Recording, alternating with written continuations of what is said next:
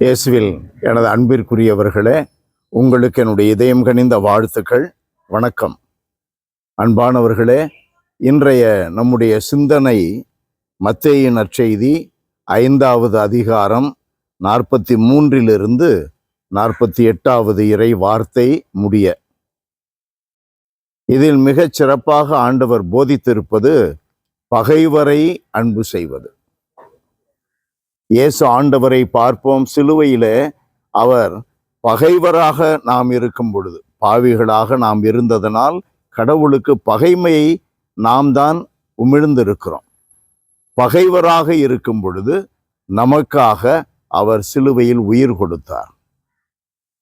அந்த அன்பை நாம் எண்ணி பார்க்க வேண்டும், அதை பின்பற்ற வேண்டும், நம்முடைய வாழ்க்கையில் அதை மற்றவர்களுக்கு கற்றுத்தர வேண்டும். அதற்கு தான் இயேசு சொன்னார், நான் தாகமாக இருக்கிறேன். அன்பிற்குரியவர்களே, நாம் நண்பர்களை அன்பு செய்கிறோம், பகைவர்களை வெறுக்கிறோம். வெறுப்பும் வைராக்கியமும் பகை உணர்வும் நம்மை இயேசுவிடமிருந்து பிரித்து விடுகிறது, கடவுளுடைய அன்பிலிருந்து பிரித்து விடுகிறது. கடவுளிடமிருந்து நமக்கு வரக்கூடிய ஆசீர்வாதங்களை தடை செய்கிறது.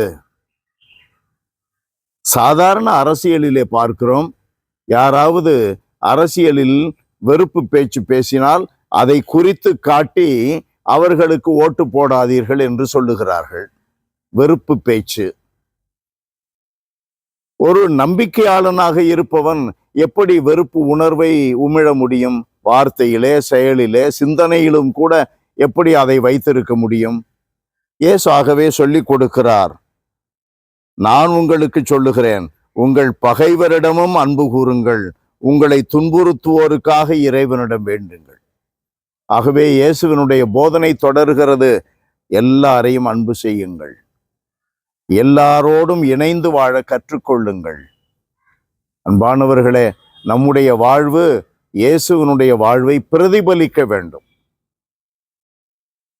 இயேசு சிலுவையில் தொங்கிய பொழுது கொலை செய்தவர்களை சுட்டிக்காட்டி ஆண்டவர் தந்தை கடவுளிடம் அவர் வேண்டுகிறார், தந்தையே, இவர்களை மன்னியும், இவர்கள் அறியாமல் செய்கிறார்கள்.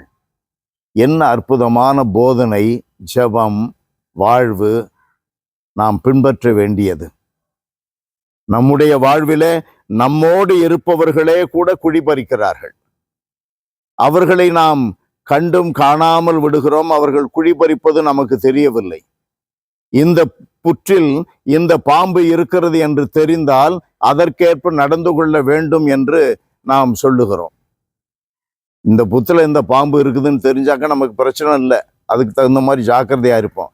இங்கே ஜாக்கிரதையாக இருப்பதல்ல, விவேகமாக இருக்க வேண்டும்.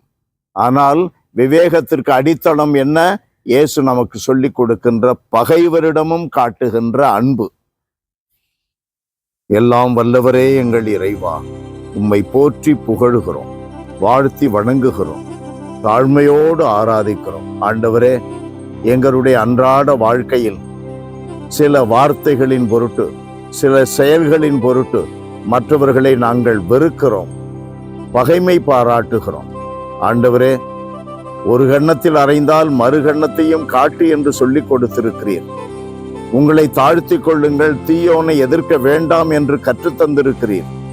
எங்களுடைய வாழ்வு விவேகம் நிறைந்ததாக, அதே சமயத்தில் ஆண்டவரே, நாங்கள் மற்றவர்கள் எல்லாரையும், பகைவரையும் கூட அன்பு செய்து, மன்னித்து, விட்டு கொடுத்து, ஏற்றுக்கொள்ளக்கூடிய தாராள பண்புள்ளவர்களாக வாழச் செய்தனர். எங்கள் ஆண்டவராகிய கிறிஸ்துவின் வழியாக உம்மை மன்றாடுகின்றோம் தந்தையே. ஆமென், ஆமென்.